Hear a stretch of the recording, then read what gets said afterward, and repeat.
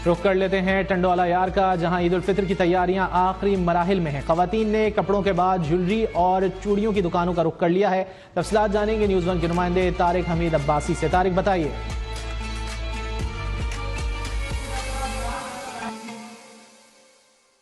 में जो है कि तेजी आ चुकी है और इस वक्त आपको बताना चलूँगी ईद उल फितर में अब चंद घंटे ही बाकी रह चुके हैं और टंडो अलैयार के बाजार जो है कि खचाखच भरे हुए और उस वक्त में मौजूद हूँ टंडो अलैयार की रेशम गली के अंदर, जहाँ पर खवातीनों की जो तैयारियां वो मुकम्मल होने का नाम नहीं रही। खवातीन जो है कि कोई मेहंदी खरीद रही है, कोई जूलियाँ खरीद रहा है, कोई चूड़ियाँ खरीदी दिखाई देती है। सब मेरे साथ एक शेरी मौजूद है, उनसे जान लेते हैं इस हवाले से उनका क्या कहना। सर, आप बताएंगे ईद में चंद घंटे ही रहते हैं, क्या कहते हैं?